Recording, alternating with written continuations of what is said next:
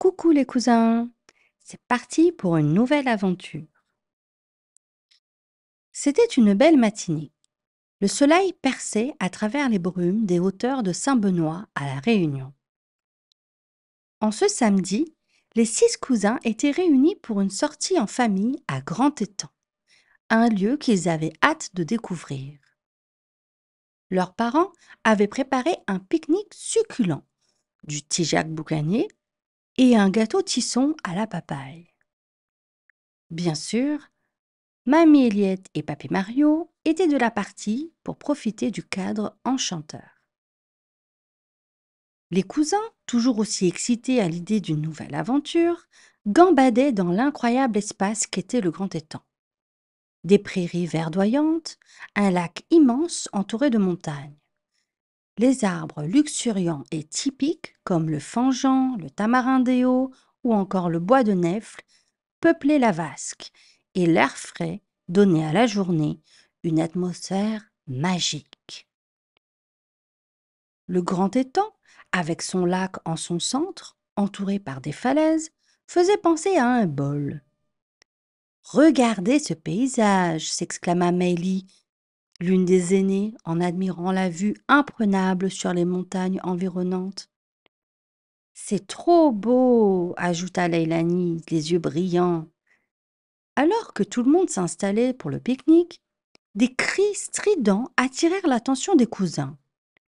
Ils levèrent la tête en direction du ciel, cherchant l'origine de ces sons perçants. « Qu'est-ce que c'est » demanda Marion, intriguée. « Des oiseaux, et pas n'importe lesquels, ce sont des rapaces » s'exclama Elliot, incollable sur les animaux. Il montra du doigt 2 majestueux papangs, des rapaces endémiques de la Réunion, volant en cercle au-dessus d'eux. Leurs grandes ailes noires et blanches s'étendaient gracieusement dans le ciel. « Des papangs » murmura Tim fasciné. « Ils sont magnifiques. » Brusquement, les cris des oiseaux devinrent plus intenses, et les cousins remarquèrent que quelque chose n'allait pas. Le couple de papangs tournoyait autour de la falaise avec agitation, comme s'ils étaient inquiets. « Il y a un problème là-haut, dit Emmanuel en plissant les yeux. Ils essaient de protéger quelque chose. Peut-être leur nid, suggéra Meili en observant les rapaces de plus près. Il a l'air d'être en danger, regardez. En effet, en scrutant la falaise, ils aperçurent un nid perché de manière précaire sur une corniche.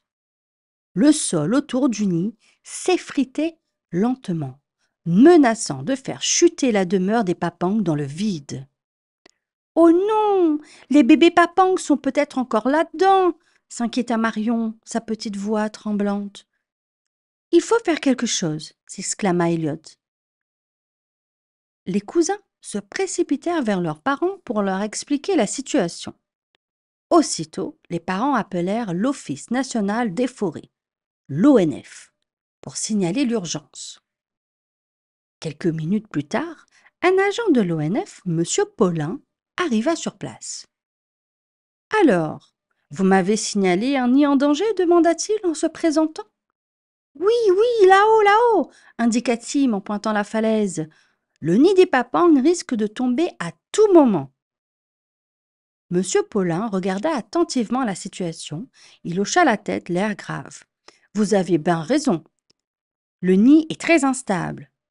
Et en plus, nous connaissons bien ce couple de rapaces. Nous appelons le mâle le roi papang, car il survole ces montagnes depuis très longtemps et avec beaucoup de dignité.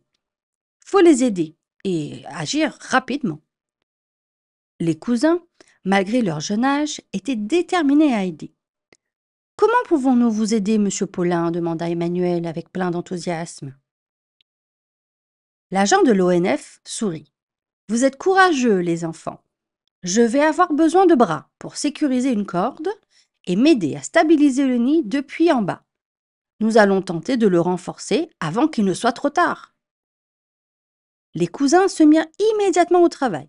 Tim et Meili, les plus âgés, aidèrent M. Paulin à attacher solidement une corde à un arbre, tandis que les plus jeunes rassemblaient des branches et des feuilles pour créer un coussin naturel en cas de chute du nid. Monsieur Paulin commença à escalader doucement la falaise, utilisant la corde pour se stabiliser. En bas, les cousins observaient avec impatience et inquiétude. Les papangs volaient autour de lui, toujours aussi nerveux, mais ils semblaient comprendre que l'homme était là pour les aider. Ils étaient habitués. Allez, monsieur Paulin, vous pouvez y arriver, encouragea Elliot, les yeux rivés sur l'agent. Le temps semblait s'écouler lentement, alors que monsieur Paulin atteignit enfin le nid. Il jeta un coup d'œil à l'intérieur et il hocha la tête, soulagé. Les petits sont encore là, mais il faut faire vite. Avec précaution, il renforça le nid à l'aide de branches et de pierres et de tous les outils qu'il avait emmenés. Puis, à l'aide de la corde, il commença à redescendre, s'assurant que le nid était bien solidement ancré à la falaise. En bas, les cousins applaudirent de joie en voyant monsieur Paulin redescendre, sain et sauf. « Vous avez réussi! Vous avez réussi !» s'écria Leilani en sautant de joie. « Oui, mais c'était un travail d'équipe, donc c'est aussi grâce à vous, » répondit monsieur Paulin en souriant.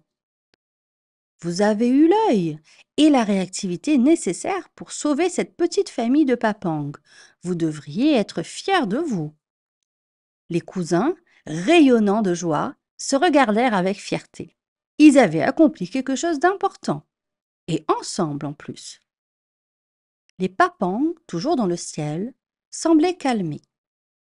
Ils tourbillonnaient autour de leur nid avec grâce, comme pour remercier les cousins et monsieur Paulin. Alors que la journée touchait à sa fin, les cousins s'assirent ensemble au bord du lac, contemplant les montagnes et le ciel où les papangs continuaient de voler paisiblement. C'était vraiment une journée incroyable, murmura Marion en serrant les genoux contre elle.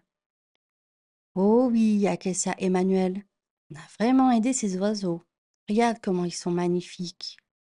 C'est comme si la nature nous avait appelés pour les sauver, dit Leilani, les yeux toujours brillants d'émerveillement.